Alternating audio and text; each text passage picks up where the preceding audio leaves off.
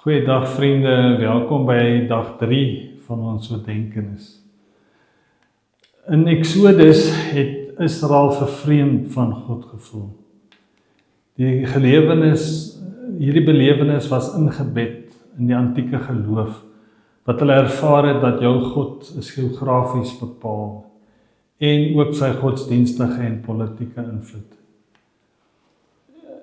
In Egipte is hulle in 'n vreemde land, onder 'n vreemde heerser, met vreemde gebruik en vreemde gode.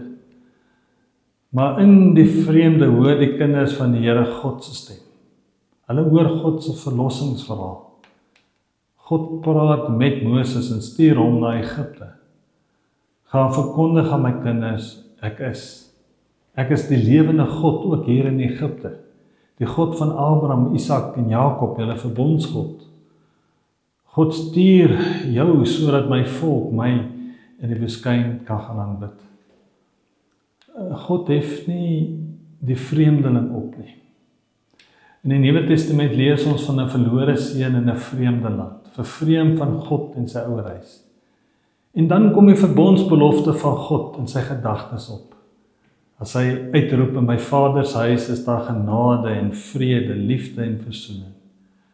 'n Huis wat verwelkom, wat ontvang, wat soen, as 'n teken van herstel en versoening.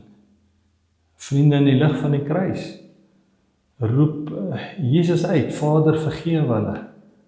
Hy roep uit, Vader, dit is volbring, want Vader, in die hande gee ek my gees oor. God is oral teenwoordig. Daarom bely ek en jy, God is God met ons. Kom ek bid saam met jou. Here, die sonstrale wat in U skyn is strale van genesing. In die geloof ontvang ons hierdie verlossingsstrale. Amen.